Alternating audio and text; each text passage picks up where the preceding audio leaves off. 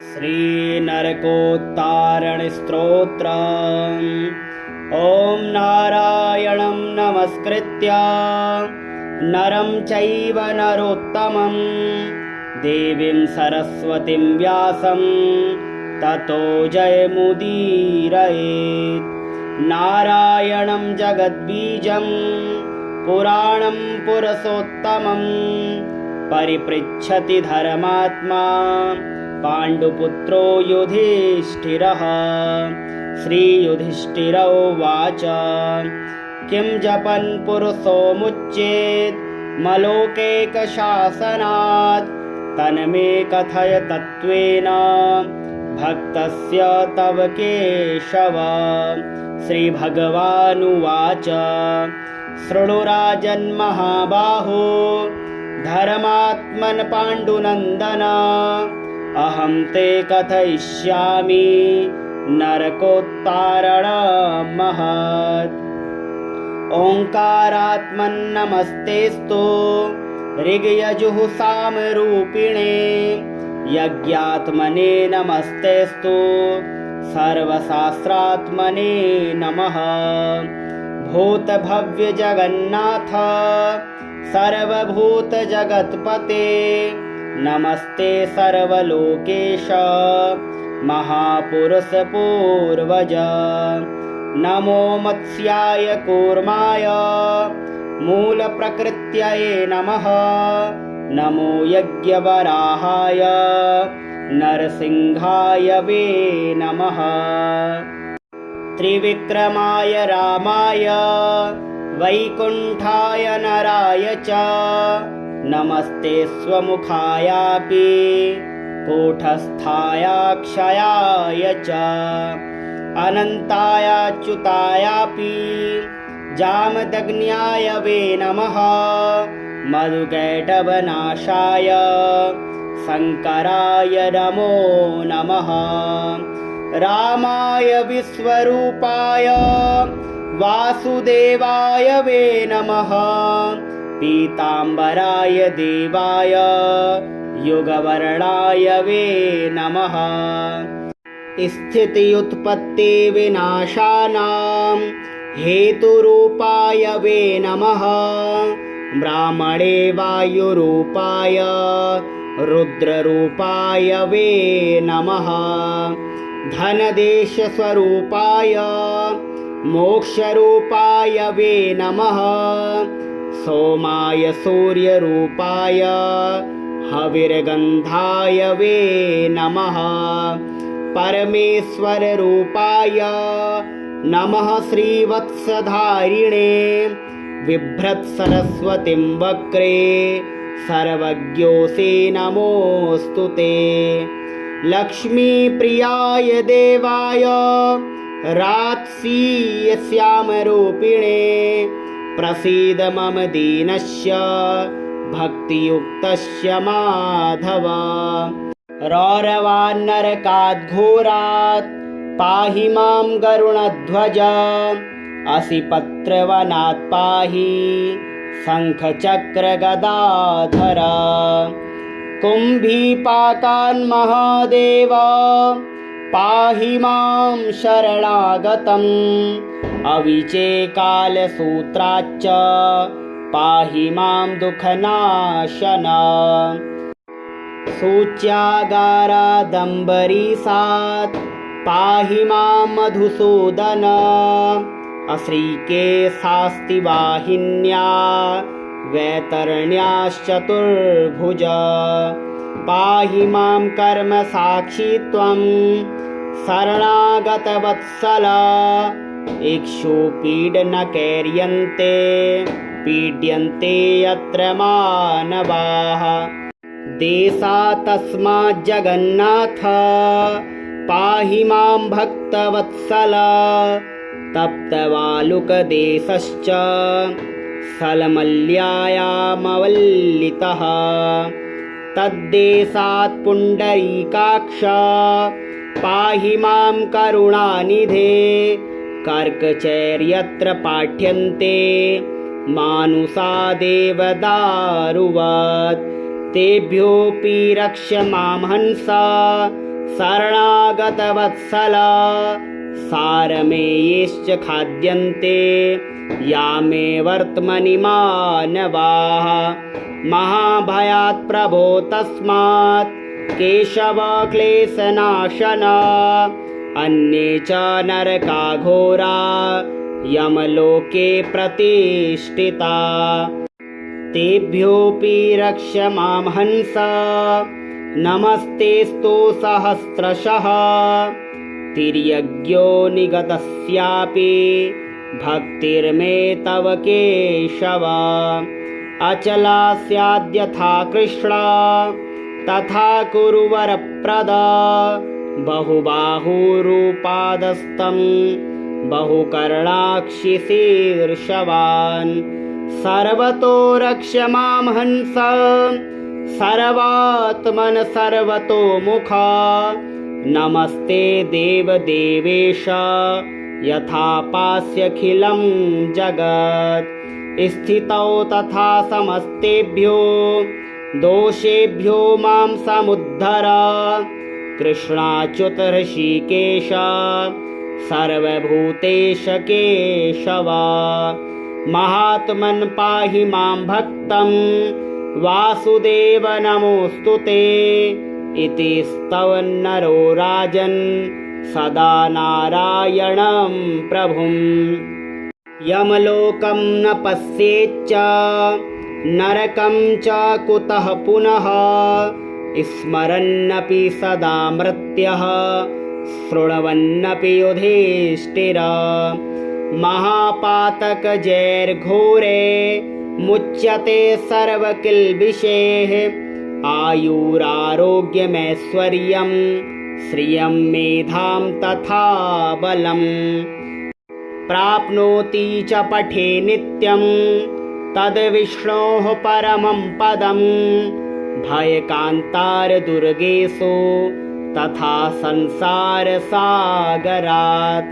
सत्यं सन्तरते मृत्युः स्तवस्याप्यनुकीर्तनात् अन्ते सायुज्यमाप्नोति तद्विष्णोः परमं पदम् ॐ नारायणं नमस्कृत्य नरं चैव नरोत्तमं देवीं सरस्वतीं व्यासं ततो जयमुदीरयेत्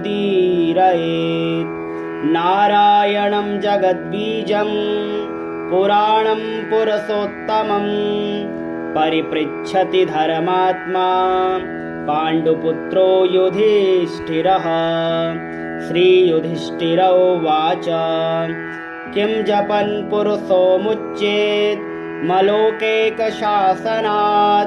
तन्मे कथय तत्त्वेन भक्तस्य तव केशव श्रीभगवानुवाच शृणु राजन्महाबाहो धर्मात्मन् पाण्डुनन्दन अहं ते कथयिष्यामि नरकोत्तारणं महत् ओङ्कारात्मन्नमस्तेऽस्तु ऋग्यजुः सामरूपिणे यज्ञात्मने नमस्तेऽस्तु सर्वशास्त्रात्मने नमः भूतभव्यजगन्नाथ सर्वभूतजगत्पते नमस्ते सर्वलोकेश महापुरुष पूर्वज नमो मत्स्याय कूर्माय मूलप्रकृत्यै नमः नमो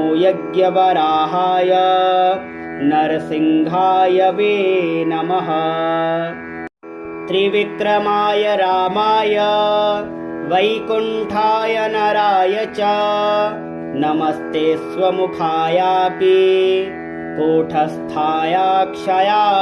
च अनन्तायाच्युतायापि जामदग्न्याय वे नमः मधुकैटभनाशाय शङ्कराय नमो नमः रामाय विश्वरूपाय वासुदेवाय वे नमः पीताम्बराय देवाय युगवर्णाय वे नमः स्थित्युत्पत्ति विनाशानां हेतुरूपाय वे नमः। ब्राह्मणे वायुरूपाय रुद्ररूपाय वे नमः। धनदेशस्वरूपाय मोक्षरूपाय वे नमः। सोमाय सूर्यरूपाय हविर्गन्धाय वे नमः। परमेश्वररूपाय नमः। श्रीवत्सधारिणे बिभ्रत्सरस्वतीं वक्रे सर्वज्ञोऽसि नमोऽस्तुते। लक्ष्मीप्रियाय देवाय रात्सी श्यामरूपिणे प्रसीद मम दीनस्य भक्तियुक्तस्य माधव। रौरवान्नरकाद्घोरात् पाहि मां गरुणध्वज। असि पत्रवनात् पाहि शङ्खचक्रगदाधर। कुम्भीपाकान् महादेव पाहि मां शरणागतम्। अविचे कालसूत्राच्च पाहि मां दुःखनाशन। सूच्यागारादम्बरीसात् पाहि मां मधुसूदन। अश्रीकेशास्तिवाहिन्या वैतरण्याश्चतुर्भुज। पाहि मां कर्मसाक्षी त्वं शरणागतवत्सल। इक्षुपीडनकैर्यन्ते पीड्यन्ते यत्र मानवाः। देशात्तस्माज्जगन्नाथ पाहि मां भक्तवत्सल। तप्तवालुकदेशश्च सलमल्यायामवल्लितः। तद्देशात् पुण्डरीकाक्ष पाहि मां करुणानिधे। कर्कचैर्यत्र पाठ्यन्ते मानुषा देवदारुवत्। तेभ्योऽपि रक्ष मां हंस शरणागतवत्सल। सारमेयैश्च खाद्यन्ते यामे वर्त्मनि मानवाः। महाभयात् प्रभो तस्मात् केशव क्लेशनाशन। अन्ये च नरकाघोरा यमलोके प्रतिष्ठिता। तेभ्योऽपि रक्ष मां हंस नमस्तेऽस्तु सहस्रशः। तिर्यज्ञो निगतस्यापि भक्तिर्मे तव केशव। अचला स्याद्यथा कृष्ण तथा कुरु वरप्रद। बहुबाहुरूपादस्तं बहुकर्णाक्षिशीर्षवान्। सर्वतो रक्ष मां हंस सर्वात्मन सर्वतोमुख। नमस्ते देवदेवेश यथा पास्यखिलं जगत्। स्थितौ तथा समस्तेभ्यो दोषेभ्यो मां समुद्धर। कृष्णाच्युत ऋषिकेश सर्वभूतेश केशव। महात्मन् पाहि मां भक्तं वासुदेव नमोऽस्तुते। इति स्तवन्नरो राजन् सदा नारायणं प्रभुम्। यमलोकं न पश्येच्च नरकं च कुतः पुनः। स्मरन्नपि सदा मृत्युः शृण्वन्नपि युधिष्ठिर। महापातकजैर्घोरे मुच्यते सर्वकिल्बिषैः। आयुरारोग्यमैश्वर्यं श्रियं मेधां तथा बलम्। प्राप्नोति च पठे नित्यं तद्विष्णोः परमं पदम्। भयकान्तारदुर्गेषु तथा संसारसागरात्। सत्यं सन्तरते मृत्युः स्तवस्याप्यनुकीर्तनात्। अन्ते सायुज्यमाप्नोति तद्विष्णोः परमं पदम्।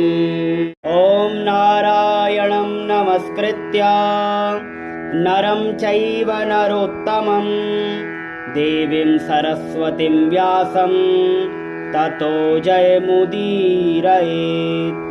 नारायणं जगद्बीजं पुराणं पुरुषोत्तमं परिपृच्छति धर्मात्मा पाण्डुपुत्रो युधिष्ठिरः। श्रीयुधिष्ठिर उवाच किं जपन् पुरुषो मुच्येत् मलोकैकशासनात् तन्मे कथय तत्त्वेन भक्तस्य तव केशव। श्रीभगवानुवाच शृणु राजन् महाबाहो धर्मात्मन् पाण्डुनन्दन अहं ते कथयिष्यामि नरकोत्तारणं महत्। ओङ्कारात्मन्नमस्तेस्तु ऋग्यजुः सामरूपिणे यज्ञात्मने नमस्तेस्तु सर्वशास्त्रात्मने नमः। भूतभव्यजगन्नाथ सर्वभूतजगत्पते नमस्ते सर्वलोकेश महापुरुष पूर्वज। नमो मत्स्याय कूर्माय मूलप्रकृत्यै नमः। नमो यज्ञवराहाय नरसिंहाय वे नमः। त्रिविक्रमाय रामाय वैकुण्ठाय नराय च नमस्ते स्वमुखायापि कूटस्थायाक्षयाय च अनन्तायाच्युतायापि जामदग्न्याय वे नमः। मधुकैटभनाशाय शङ्कराय नमो नमः। रामाय विश्वरूपाय वासुदेवाय वे नमः। पीताम्बराय देवाय युगवर्णाय वे नमः। स्थित्युत्पत्ति विनाशानां हेतुरूपाय वे नमः। ब्राह्मणे वायुरूपाय रुद्ररूपाय वे नमः। धनदेशस्वरूपाय मोक्षरूपाय वे नमः। सोमाय सूर्यरूपाय हविर्गन्धाय वे नमः। परमेश्वररूपाय नमः। श्रीवत्सधारिणे बिभ्रत्सरस्वतीं वक्रे सर्वज्ञोऽसि नमोऽस्तु ते। लक्ष्मीप्रियाय देवाय रात्सीय श्यामरूपिणे प्रसीद मम दीनस्य भक्तियुक्तस्य माधव। रौरवान्नरकाद्घोरात् पाहि मां गरुणध्वज। असिपत्रवनात् पाहि शङ्खचक्रगदाधर। कुम्भीपाकान् महादेव पाहि मां शरणागतम्। अविचेकालसूत्राच्च पाहि मां दुःखनाशन। सूच्यागारादम्बरीशात् पाहि मां मधुसूदन। अश्रीकेशास्तिवाहिन्या वैतरण्याश्चतुर्भुज। पाहि मां कर्मसाक्षी त्वं शरणागतवत्सल। इक्षुपीडनकैर्यन्ते पीड्यन्ते यत्र मानवाः। देशात्तस्माज्जगन्नाथ पाहि मां भक्तवत्सल। तप्तवालुकदेशश्च सलमल्यायामवल्लितः। तद्देशात् पुण्डरीकाक्ष पाहि मां करुणानिधे। कर्कचैर्यत्र पाठ्यन्ते मानुषा देवदारुवत्।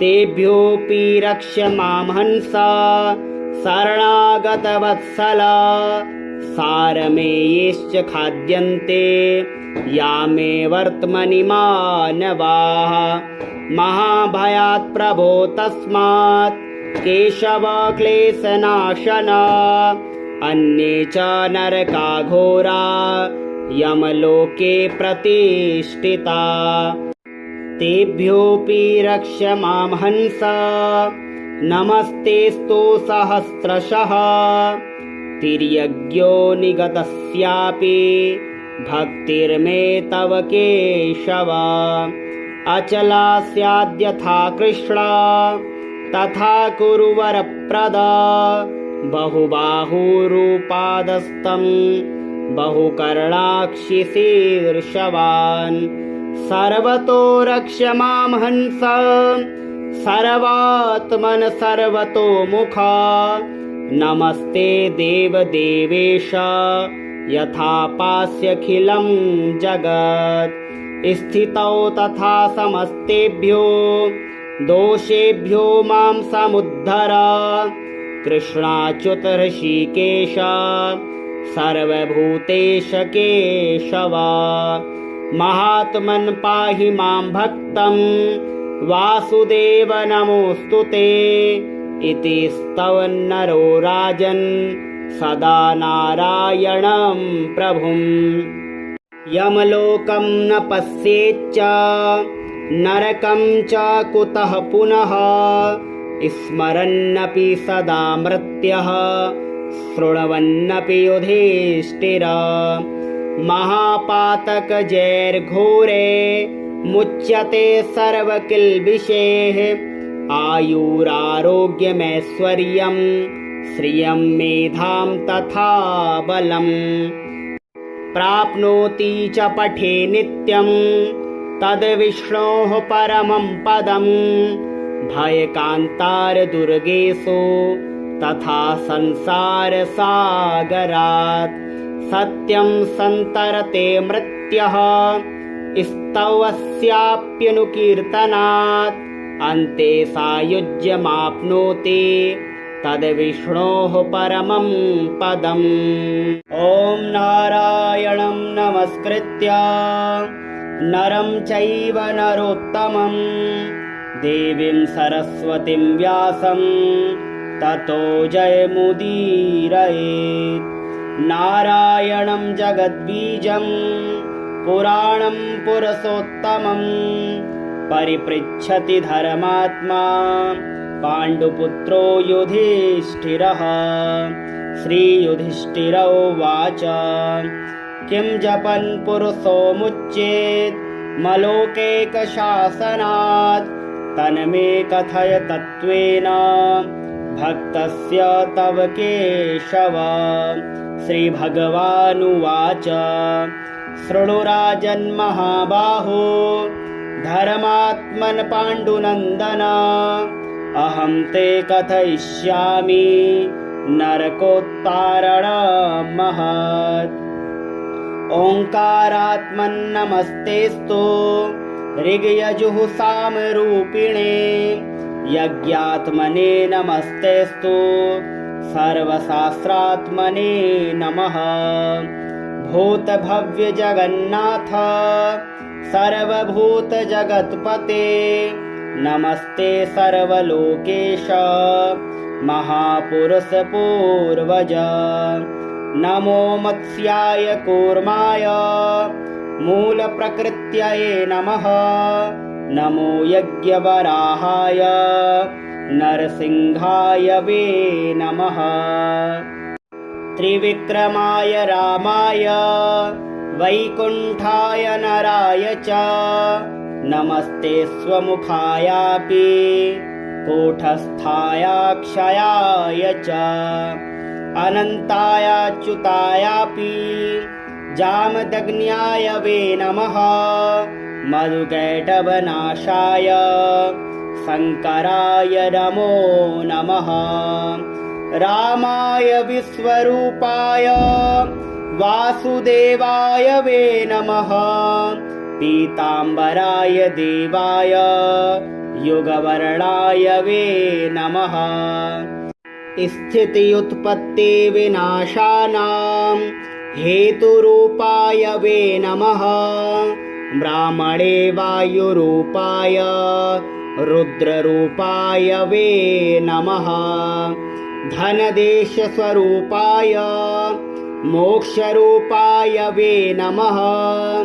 सोमाय सूर्यरूपाय हविर्गन्धाय वे नमः। परमेश्वररूपाय नमः। श्रीवत्सधारिणे बिभ्रत्सरस्वतीं वक्रे सर्वज्ञोऽसि नमोऽस्तु ते। लक्ष्मीप्रियाय देवाय रात्सी श्यामरूपिणे प्रसीद मम दीनस्य भक्तियुक्तस्य माधव। रौरवान्नरकाद्घोरात् पाहि मां गरुणध्वज। असिपत्रवनात् पाहि शङ्खचक्रगदाधर। कुम्भीपाकान् महादेव पाहि मां शरणागतम्। अविचे कालसूत्राच्च पाहि मां दुःखनाशन। सूच्यागारादम्बरीशात् पाहि मां मधुसूदन। अश्रीकेशास्तिवाहिन्या वैतरण्याश्चतुर्भुज। पाहि मां कर्मसाक्षी त्वं शरणागतवत्सल। इक्षुपीडनकैर्यन्ते पीड्यन्ते यत्र मानवाः। देशातस्माज्जगन्नाथ पाहि मां भक्तवत्सल। तप्तवालुकदेशश्च सलमल्यायामवल्लितः। तद्देशात् पुण्डरीकाक्ष पाहि मां करुणानिधे। कर्कचैर्यत्र पाठ्यन्ते मानुषा देवदारुवत्। तेभ्योऽपि रक्ष मां हंस शरणागतवत्सल। सारमेयैश्च खाद्यन्ते यामे वर्त्मनि मानवाः। महाभयात् प्रभो तस्मात् केशव क्लेशनाशन। अन्ये च नरकाघोरा यमलोके प्रतिष्ठिता। तेभ्योऽपि रक्ष मां हंस नमस्तेऽस्तु सहस्रशः। तिर्यज्ञो निगतस्यापि भक्तिर्मे तव केशव। अचला स्याद्यथा कृष्ण तथा कुरु वरप्रद। बहुबाहुरूपादस्तं बहुकर्णाक्षिशीर्षवान्। सर्वतो रक्ष मां हंस सर्वात्मन सर्वतोमुख। नमस्ते देवदेवेश यथा पास्यखिलं जगत्। स्थितौ तथा समस्तेभ्यो दोषेभ्यो मां समुद्धर। कृष्णाच्युत ऋषिकेश सर्वभूतेश केशव। महात्मन् पाहि मां भक्तं वासुदेव नमोऽस्तु ते। इति स्तवन्नरो राजन् सदा नारायणं प्रभुम्। यमलोकं न पश्येच्च नरकं च कुतः पुनः। स्मरन्नपि सदा मृत्युः शृण्वन्नपि युधिष्ठिर। महापातकजैर्घोरे मुच्यते सर्वकिल्बिषैः। आयुरारोग्यमैश्वर्यं श्रियं मेधां तथा बलम्। प्राप्नोति च पठे नित्यं तद्विष्णोः परमं पदम्। भयकान्तारदुर्गेषु तथा संसारसागरात्। सत्यं सन्तरते मृत्युः स्तवस्याप्यनुकीर्तनात्। अन्ते सायुज्यमाप्नोति तद्विष्णोः परमं पदम्। ॐ नारायणं नमस्कृत्य नरं चैव नरोत्तमं देवीं सरस्वतीं व्यासं ततो जयमुदीरयेत्।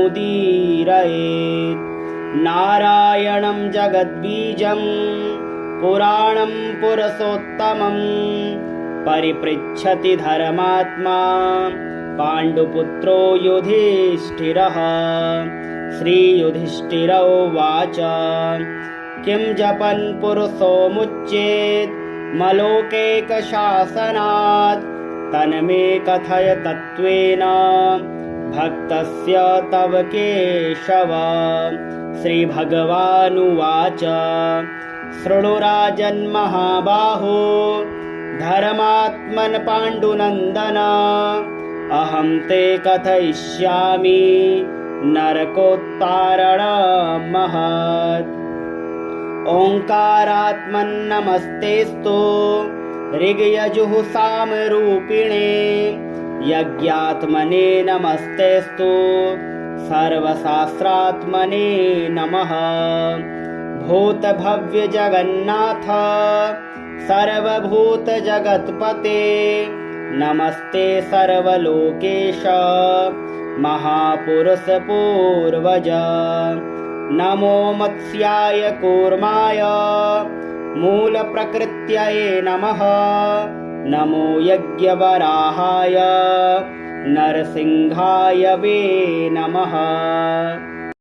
त्रिविक्रमाय रामाय वैकुण्ठाय नराय च नमस्ते स्वमुखायापि कूटस्थायाक्षयाय च अनन्तायाच्युतायापि जामदग्न्याय वे नमः। मधुकैटभनाशाय शङ्कराय नमो नमः। रामाय विश्वरूपाय वासुदेवाय वे नमः। पीताम्बराय देवाय युगवर्णाय वे नमः।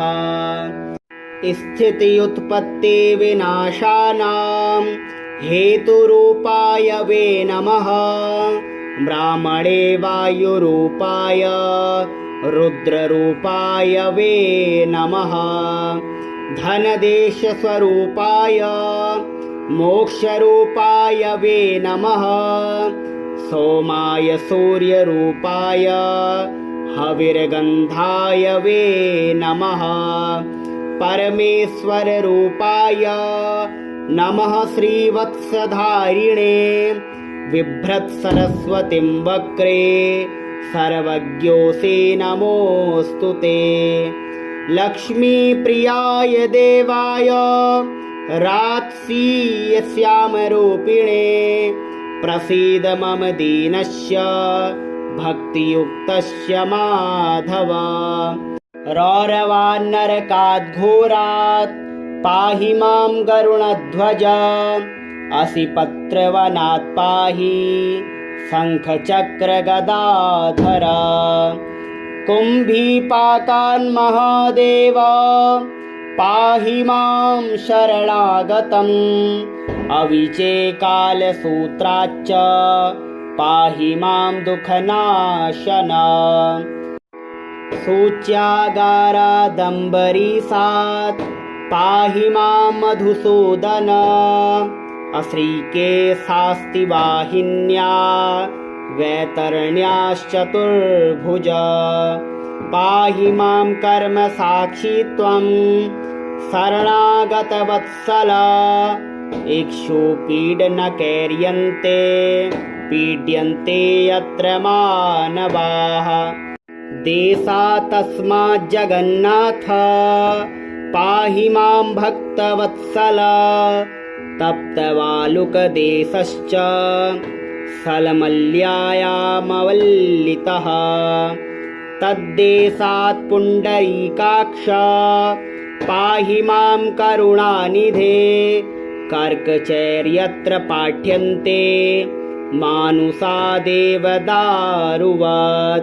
तेभ्योऽपि रक्ष मां हंस शरणागतवत्सल सारमेयैश्च खाद्यन्ते या मे वर्त्मनि मानवाः महाभयात् प्रभो तस्मात् केशव क्लेशनाशन अन्ये च नरका घोरा यमलोके प्रतिष्ठिता तेभ्योऽपि रक्ष मां हंस नमस्तेऽस्तु सहस्रशः तिर्यज्ञो निगतस्यापि भक्तिर्मे तव केशव अचला स्याद्यथा कृष्णा तथा कुरु वरप्रद बहुबाहुरूपादस्तं बहुकर्णाक्षिशीर्षवान् सर्वतो रक्ष मां हंस सर्वात्मन सर्वतो मुखा नमस्ते देवदेवेश यथा पास्यखिलं जगत् स्थितौ तथा समस्तेभ्यो दोषेभ्यो मां समुद्धर कृष्णाच्युत ऋषिकेश सर्वभूतेश केशव महात्मन् पाहि मां भक्तं वासुदेव नमोऽस्तुते इति स्तवन्नरो राजन् सदा नारायणं प्रभुम् यमलोकं न पश्येच्च नरकं च कुतः पुनः स्मरन्नपि सदा मृत्युः शृण्वन्नपि युधिष्ठिर महापातकजैर्घोरे मुच्यते सर्वकिल्बिषैः आयुरारोग्यमैश्वर्यं श्रियं मेधां तथा बलम् प्राप्नोति च पठे नित्यं तद्विष्णोः परमं पदं भयकान्तारदुर्गेषु तथा संसारसागरात् सत्यं सन्तरते मृत्युः स्तवस्याप्यनुकीर्तनात् अन्ते सायुज्यमाप्नोति तद्विष्णोः परमं पदम् ॐ नारायणं नमस्कृत्य नरं चैव नरोत्तमं देवीं सरस्वतीं व्यासं ततो जयमुदीरयेत् नारायणं जगद्बीजं पुराणं पुरुषोत्तमं परिपृच्छति धर्मात्मा पाण्डुपुत्रो युधिष्ठिरः श्रीयुधिष्ठिर उवाच किं जपन् पुरुषो मुच्येत् मलोकैकशासनात् तन्मे कथय तत्त्वेन भक्तस्य तव केशव श्रीभगवानुवाच शृणु राजन्महाबाहो धर्मात्मन् पाण्डुनन्दन अहं ते कथयिष्यामि नरकोत्तारणं महत् ओङ्कारात्मन्नमस्तेऽस्तु ऋग्यजुः सामरूपिणे यज्ञात्मने नमस्तेऽस्तु सर्वशास्त्रात्मने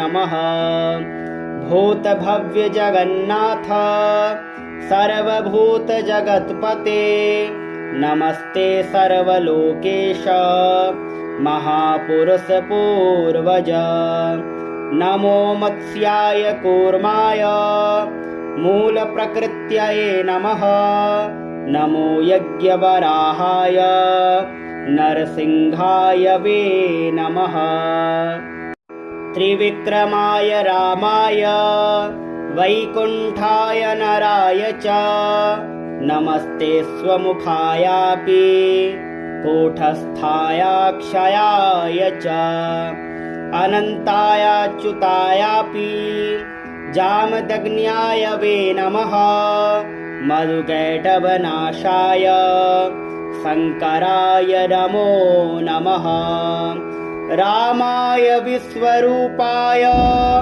वासुदेवाय वे नमः पीताम्बराय देवाय युगवर्णाय वे नमः स्थित्युत्पत्ति विनाशानां हेतुरूपाय वे नमः। ब्राह्मणे वायुरूपाय रुद्ररूपाय वे नमः। धनदेशस्वरूपाय मोक्षरूपाय वे नमः। सोमाय सूर्यरूपाय हविर्गन्धाय वे नमः। परमेश्वररूपाय नमः। श्रीवत्सधारिणे बिभ्रत्सरस्वतीं वक्रे सर्वज्ञोऽसि नमोऽस्तु ते। लक्ष्मीप्रियाय देवाय रात्सी श्यामरूपिणे प्रसीद मम दीनस्य भक्तियुक्तस्य माधव। रौरवान्नरकाद्घोरात् पाहि मां गरुणध्वज। असिपत्रवनात् पाहि शङ्खचक्रगदाधर। कुम्भीपाकान् महादेव पाहि मां शरणागतम्। अविचे कालसूत्राच्च पाहि मां दुःखनाशन। सूच्यागारादम्बरीसात् पाहि मां मधुसूदन। अश्रीकेशास्तिवाहिन्या वैतरण्याश्चतुर्भुज। पाहि मां कर्मसाक्षी त्वं शरणागतवत्सल। इक्षुपीडनकैर्यन्ते पीड्यन्ते यत्र मानवाः। देशातस्माज्जगन्नाथ पाहि मां भक्तवत्सल। तप्तवालुकदेशश्च सलमल्यायामवल्लितः। तद्देशात् पुण्डरीकाक्ष पाहि मां करुणानिधे। कर्कचैर्यत्र पाठ्यन्ते मानुषा देवदारुवत्। तेभ्योऽपि रक्ष मां हंस शरणागतवत्सल। सारमेयैश्च खाद्यन्ते यामे वर्त्मनि मानवाः। महाभयात् प्रभो तस्मात् केशव क्लेशनाशन। अन्ये च नरकाघोरा यमलोके प्रतिष्ठिता।